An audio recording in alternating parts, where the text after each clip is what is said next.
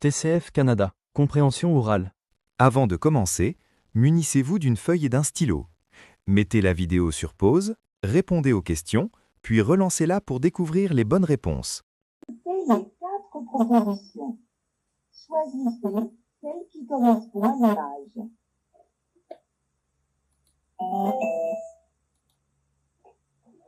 Regardez l'image 1. A, là, c'est marque à la montagne. B, là, c'est marque avec les voisins. C, là, c'est marque dans sa voiture. D, là, c'est marque devant le musée.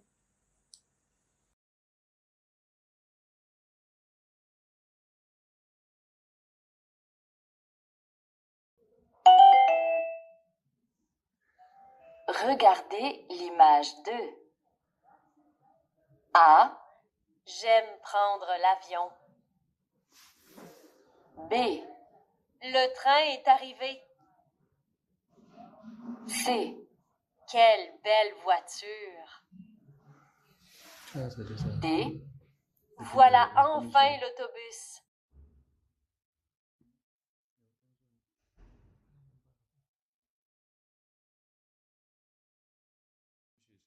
Écoutez l'extrait sonore et les 4 propositions. Choisissez la bonne réponse.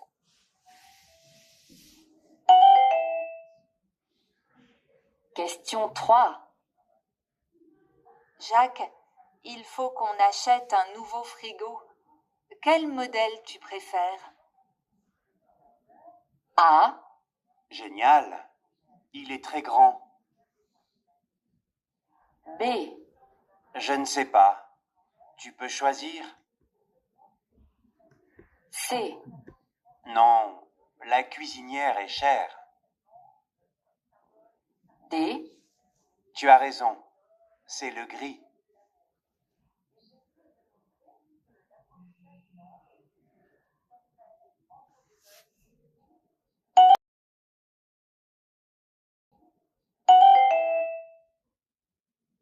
Question 4. Quand est-ce que la conférence commence? A. À 9 heures. B. Depuis 2 jours. C. Il y a 10 minutes. D. Mercredi dernier.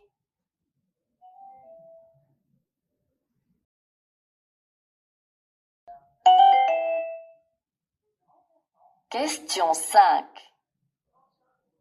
Ici, tout va bien, il fait beau. Quel temps fait-il à Marseille? A. C'est très très beau. B. Beaucoup mieux, merci. C. Encore 3 jours. D. Chaud et ensoleillé.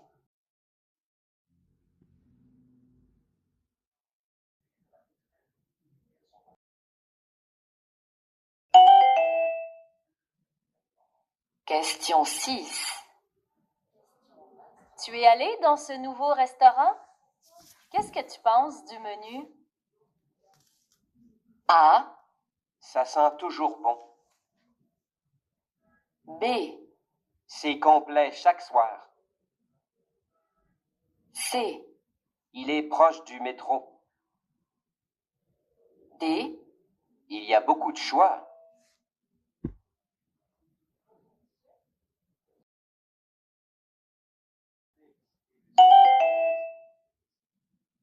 Question 7. Qu'est-ce que tu prends pour aller à la plage? A. Avec quelques amis. B. Juste mon maillot de bain. C. Nous y allons à pied. D. Oui, c'est un bel endroit.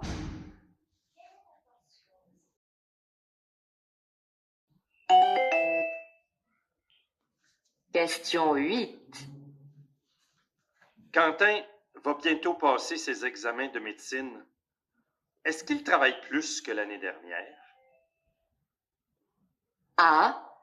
Oui, il a de mauvaises notes. B. Oui, il refuse d'aller en cours. C. Oui, il révise tous les jours. D. Oui, il s'est inscrit à l'université.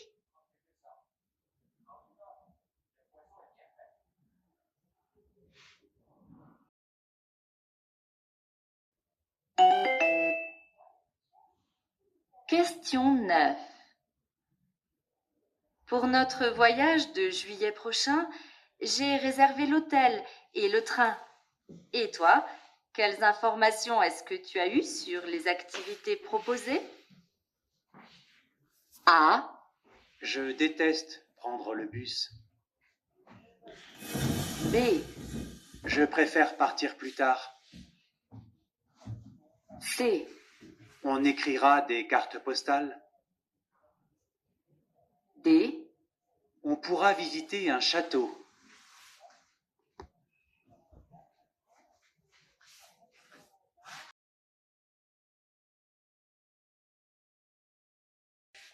Écoutez le document sonore et la question. Choisissez la bonne réponse.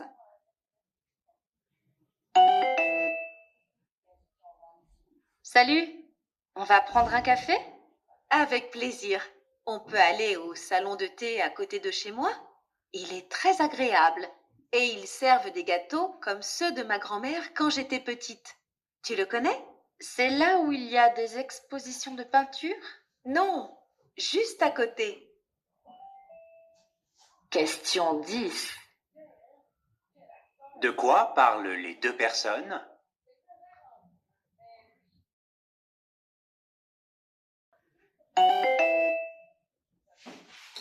Salut Sarah, comment tu vas?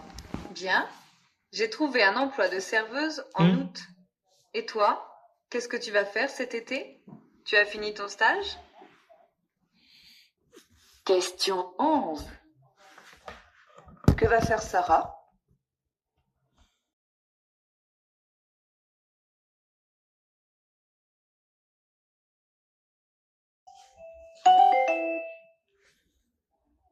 Il est 7h45 et les automobilistes sont déjà très nombreux dans les rues de Dieppe. Comme à tous les matins, José Turgeon-Roy quitte la maison pour le travail. Un court trajet de 8 km. Pourtant, pour la résidente de Dieppe, une course folle va débuter. Ici, il n'y a pas de prix à gagner. Seulement l'espoir d'arriver à temps au travail 45 minutes plus tard. Question 12. Quel est le problème évoqué ici?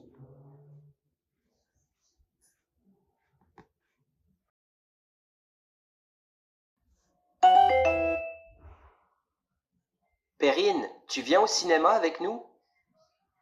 Quand? Aujourd'hui? Ce soir, la séance est à 20h. Il passe une comédie romantique. Non, j'ai une réunion au bureau jusqu'à 18h. Et après, j'ai rendez-vous au restaurant avec Paul. Question 13. Qu'est-ce que Perrine va faire ce soir?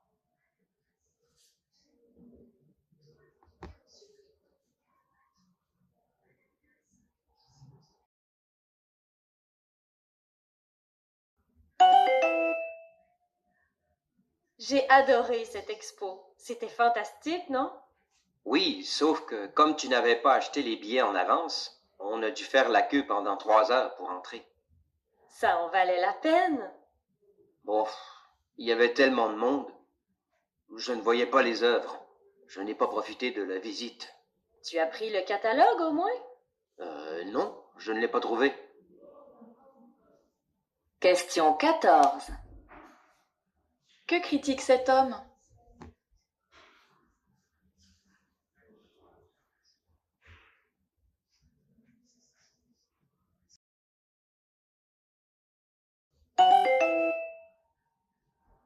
Suite à un accident de voyageurs, le train numéro 8791 en direction de Marseille départ initial 13h35, est immobilisé en gare de Lyon-Perrache. Les voyageurs sont invités à descendre du train et à se rendre au guichet où de plus amples informations leur seront communiquées. Nous vous remercions de votre compréhension. Question 15. Qu'est-ce que les voyageurs doivent faire ?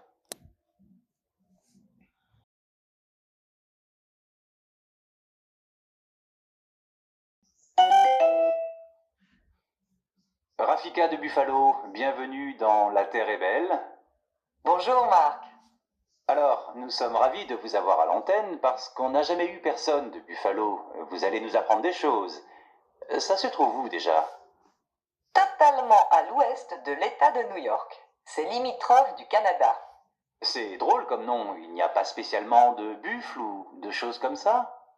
Non, d'après la légende, ça vient de Beaufleuve, un nom donné par les explorateurs français. Enfin, c'est l'histoire qu'on raconte. Question 16. Pour quelle raison Rafika intervient-elle?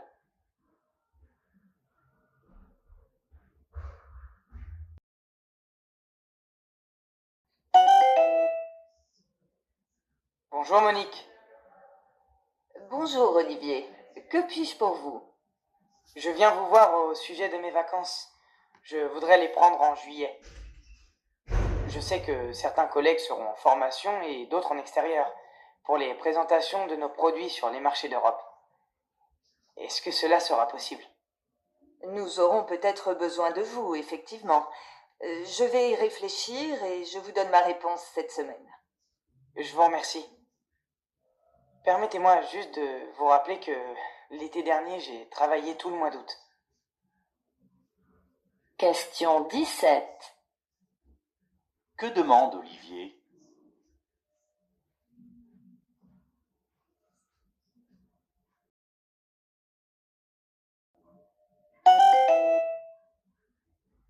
Lorsque nous nous sommes installés loin de chez nos parents, nous nous sommes aperçus que le magasin le plus proche de chez nous, pour laver nos vêtements, était à plus de 2 kilomètres. On s'est dit que ce serait vraiment sympa si notre voisine pouvait nous prêter sa machine à laver. Nous avons donc créé un site internet. Il met en relation ceux qui ont une machine à laver et leurs voisins qui n'en ont pas, contre quelques euros. Question 18. Que propose le site internet présenté?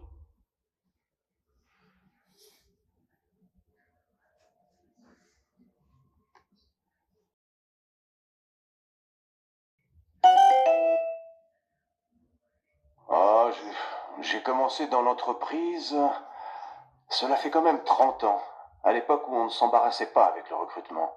Je me souviens, dès le soir où j'ai fini ma formation, mon patron de stage m'a proposé de rester. Et pour mes copains de formation, pareil.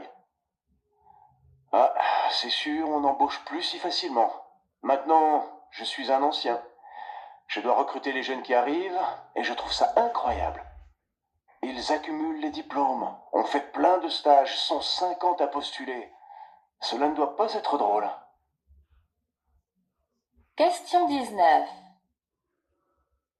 Que constate cet employé?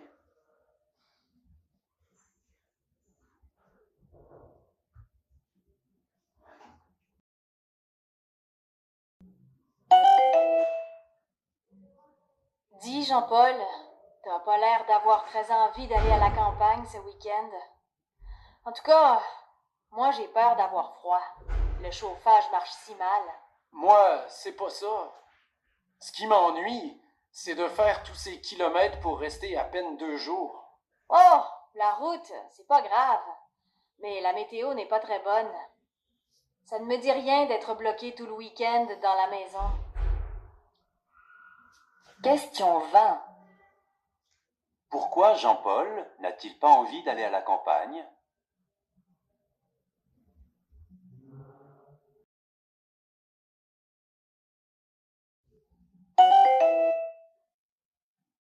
Stéphane, est-ce que Corinne est rentrée de sa mission au Japon? Oui, elle était au bureau hier et aujourd'hui, mais elle est très fatiguée. La pauvre, sa mission a été plus difficile que d'habitude? Oui, elle a eu des réunions dans plusieurs villes. Elle n'a pas arrêté de circuler. C'est sympa. Elle a pu découvrir plein de lieux différents. Pas du tout. Elle terminait très tard le soir. Elle devrait prendre des vacances. Impossible. Elle repart pour une conférence au Canada, la semaine prochaine. Question 21. Qu'apprend-on sur Corinne?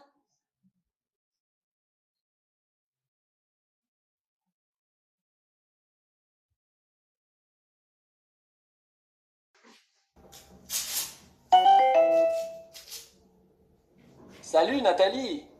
Alors, comment s'est passé ton week-end à la montagne? L'endroit était splendide, mais le séjour a été gâché parce qu'il a plu tout le temps. On n'a pas pu faire de la randonnée comme prévu. Ah, c'est dommage.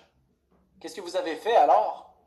On a sorti les dominos et les cartes. On aurait pu faire ça chez nous, ça nous aurait coûté moins cher. On a fait beaucoup de routes pour rester enfermés. Question 22. Que regrette Nathalie?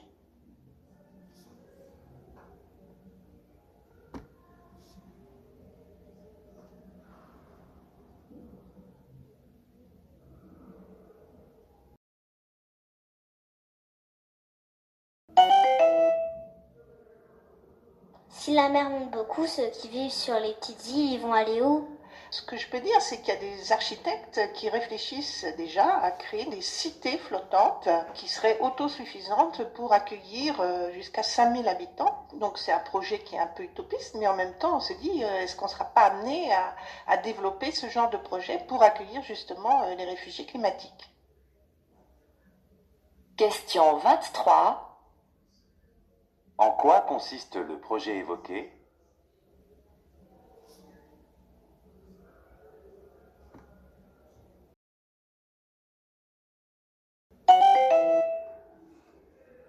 On a l'impression, en vous entendant, que on est en train de s'empoisonner chaque fois que on va à la cantine.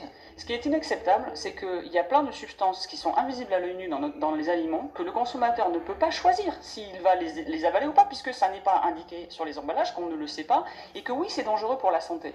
Donc, ce qu'on ne veut pas, c'est alimenter les peurs, mais encore faut-il... Un petit peu, là, quand même. Non, non, mais parce que la peur, la seule façon de ne pas l'alimenter, c'est de dire, eh bien oui, faisons ce qu'il faut pour qu'effectivement, quand on achète nos aliments, que ce soit au supermarché ou ailleurs, on n'a pas à se poser la question des substances cachées qui peuvent être dangereuses pour notre santé. Voilà.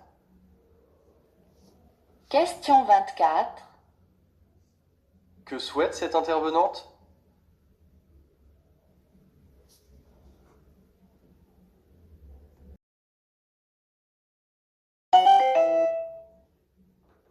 Vous d'ailleurs, vous lisez plutôt des romans anglo-saxons? Américain.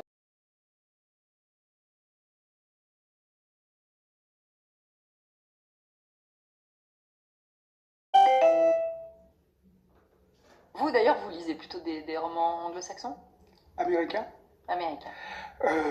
Mais oui, mais c'est toute ma culture. Moi, quand j'avais 20 ans, c'était une telle révolution, aussi bien au niveau de la musique que de la mode, que du cinéma, tout ça. J'étais obligé de lire des romans américains, d'autant plus que c'était les romans qui étaient importants pour moi, pour me donner des directions éventuellement et pour savoir un petit peu vers quoi j'avais envie de me diriger. Question 25. À quoi sont liés les goûts littéraires de cet invité?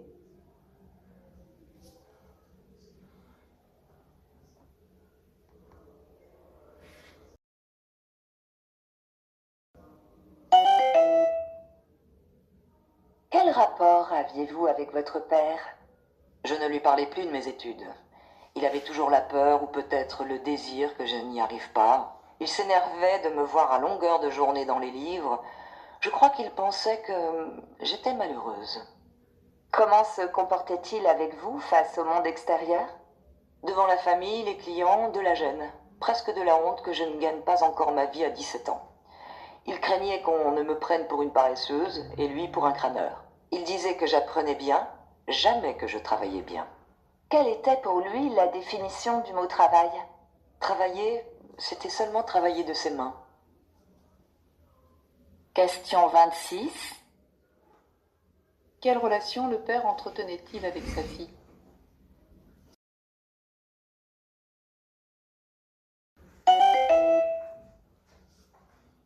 Oui, l'affaire est révélée par le Wall Street Journal et fait beaucoup de bruit dans la presse anglo-saxonne. Désormais, chez Facebook, on ne peut proposer à un ou une collègue de sortir boire un verre ou de dîner. Vous savez, les Américains parlent de date qu'une seule fois. Si il ou elle refuse, alors on ne peut pas l'inviter une seconde fois. Faut pas se louper. Et ça figure désormais dans le code de conduite de l'entreprise. Aller plus loin peut s'exposer à des sanctions disciplinaires. La direction de Facebook est entrée dans les détails. Un non n'a pas à être totalement explicite. Si vous vous entendez répondre « je suis occupé ce soir » ou « je ne suis pas disponible », eh bien cela suffit. Vous n'aurez pas le droit de réitérer votre invitation. Passer cette limite, on pourrait entrer dans un possible harcèlement. Question 27. Pourquoi l'entreprise Facebook a-t-elle modifié son code de conduite?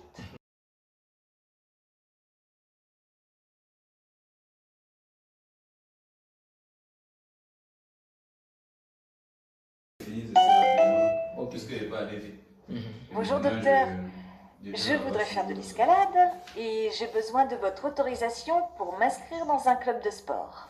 De l'escalade, mais c'est très mauvais pour votre dos. Je vous conseille plutôt de faire de la natation. La natation, ce n'est pas bon pour ma peau. Et puis j'adore la montagne. Eh bien, faites plutôt de la randonnée. Ah oui, la randonnée, c'est une idée. Ça peut m'aider à maigrir. Question 28. Que doit faire le médecin?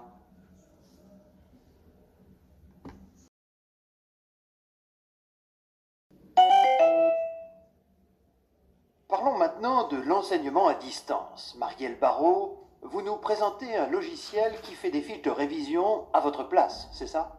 Finalement, vous voulez inciter nos auditeurs étudiants à se tourner les pouces. Ce n'est pas exactement ça. On vous propose en fait de travailler plus efficacement. C'est un logiciel qui s'adapte à toutes les matières et qui vous fait réviser. Le principe, c'est que vous numérisez en un temps record n'importe quel cours. Vous faites vous-même votre fiche de révision que vous saisissez sur votre clavier et le logiciel vous interroge de la façon la plus adéquate pour vous faire apprendre. Il pose des questions en rafale et s'adapte à vos difficultés en mettant l'accent là où vous avez des points faibles. Question 29. De quoi est-il question dans cette émission?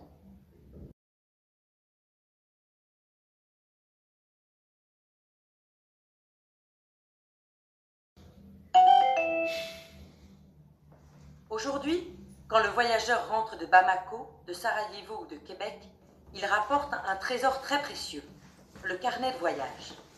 Composé d'aquarelles, de croquis, de descriptions de petits riens, de photos, de textes ou de collages, de sable ou de coquillages, ces petits objets de mémoire et d'évasion sont à la mode en France, notamment depuis le succès des carnets de voyage du navigateur Titouan Lamazou.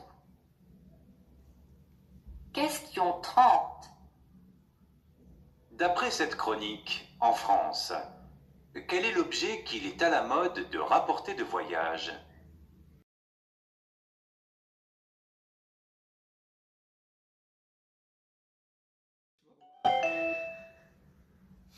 Jean-Pierre, pouvez-vous nous parler de votre métier qui est une vraie passion pour vous? Oui, eh bien, ce qui me plaît le plus, c'est que je voyage beaucoup. Je dois toujours me déplacer si je veux que les gens soient informés au moment même où les événements se produisent. On vous connaît comme un voyageur infatigable qui ne se sépare jamais de son appareil photo, alors que vous ne vous en servez même pas. J'ai toujours rêvé d'être reporter photographe et avoir cet appareil avec moi me donne l'impression que mon rêve est presque réel. En réalité, vous mettez en scène les mots et non les images. C'est ce qui caractérise votre métier et vous a rendu célèbre. Question 31. Quel est le métier de Jean-Pierre?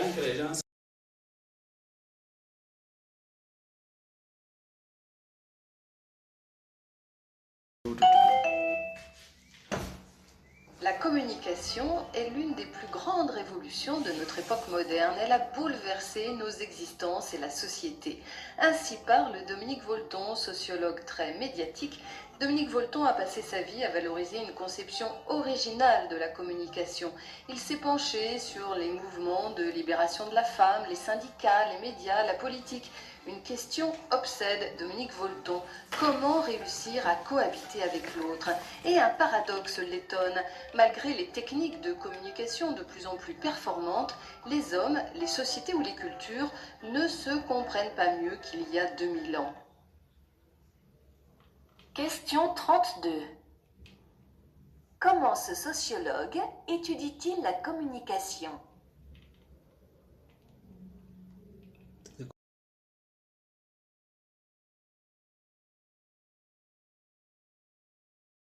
Bien, en écoutant les gens maintenant.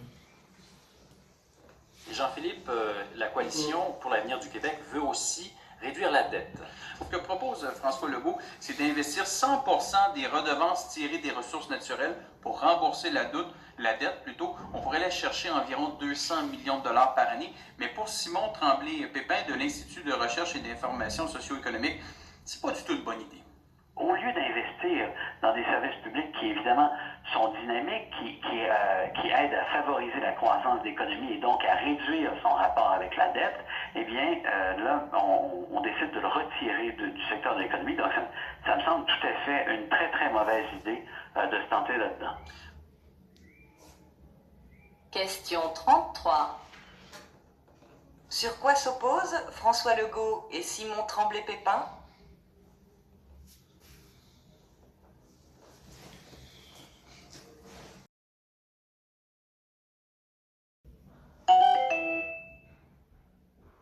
Depuis quelques années, des vignerons ont investi des sommes importantes au Québec pour se lancer dans une nouvelle culture, comme Daniel Desmoulins qui a ouvert le vignoble L'Ange Gardien en face du fleuve Saint-Laurent.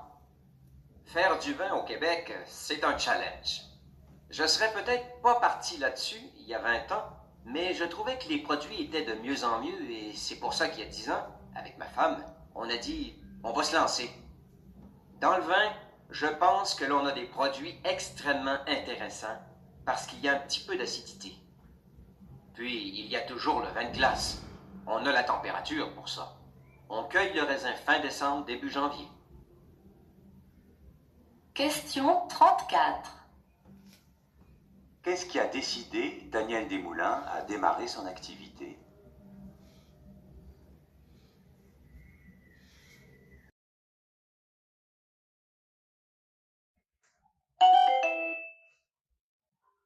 Aujourd'hui, le Mont Saint-Michel est au patrimoine mondial de l'humanité.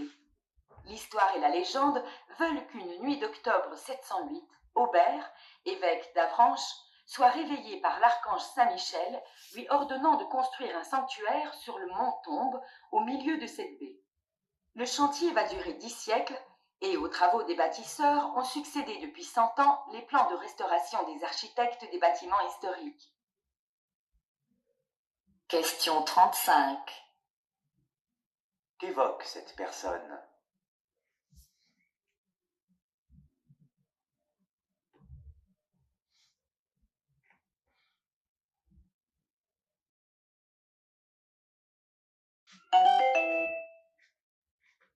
Bruno, vous voulez nous parler ce matin des Serious Games. Ces applications informatiques s'inspirent des jeux vidéo pour améliorer l'efficacité d'un médecin, mais pas seulement face à une maladie, face à un problème de santé. Pour mieux comprendre, on va prendre des exemples, et notamment celui qui est développé en ce moment au CHU de Toulouse, Bruno.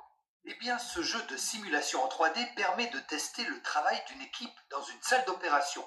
Alors, il ne porte pas sur les gestes médicaux techniques, mais sur la communication au sein de l'équipe médicale et sur les procédures à respecter.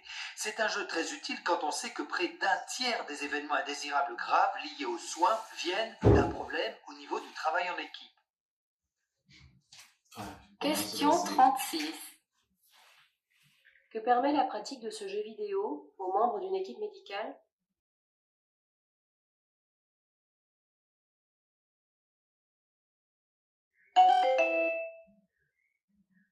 Qu'est-ce que vous avez en couverture ce mois-ci? Ce mois-ci, on se questionne sur la présence de pétrole dans le golfe Saint-Laurent, dans le sous-sol du golfe Saint-Laurent. Il y a beaucoup de controverses au sujet de son exploitation, son extraction, sur les dommages potentiels que ça pourrait causer au golfe, qui est un écosystème assez précieux et assez unique aussi au monde.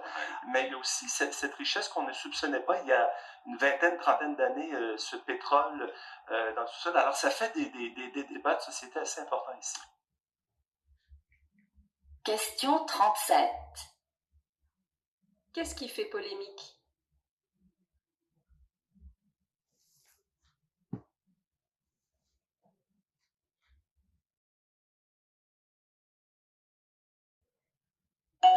Si cette vidéo t'a apporté de la valeur, pourquoi ne pas te donner toutes les chances de réussir? Le pack complet de préparation est disponible. Merci de remplir le formulaire en description. Des États-Unis d'Europe, comme de l'objectif ultime du processus d'unification européenne, elle a d'un coup redonné une clarté à cette entreprise si complexe qu'elle en est devenue obscure à tant d'Européens. De crainte de passer pour de doux rêveurs, utopistes, ignorant des réalités politiques, même les plus déterminés des partisans de l'unité de l'Europe n'osaient plus employer l'expression de l'identité. On ne peut pas, dit-on. Ce serait briser net un consensus.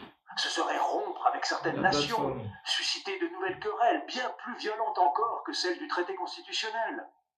L'idée véhiculée par les États-Unis d'Europe, c'est-à-dire des États soumis à un pouvoir fédéral, n'est pas du tout à l'ordre du jour. Question 38.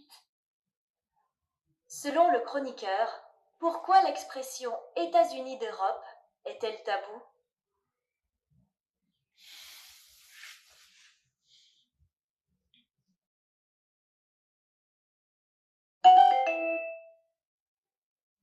Et c'est tout l'art d'une série, captiver son public, la place que peut prendre une série dans la vie de jeunes gens ou moins jeunes peut inquiéter. Jean-Pierre Coutron est psychologue clinicien, spécialiste des addictions. On commence à voir dans des entretiens avec des familles, avec des jeunes, ce problème qui est abordé, ce qui est un des critères de l'addiction sur le mode de « j'arrive pas à faire autrement, j'arrive pas à contrôler » et ça crée de la souffrance. C'est la thématique de l'hyperconnexion, hein, c'est la thématique de la technologie sans limite, donc c'est à l'humain de s'arrêter lui-même et c'est toujours plus difficile. On a toute une réflexion à partager avec les parents parce que la première réponse, c'est quand même la réponse éducative. Question 39. Que constate l'intervenant à propos des séries?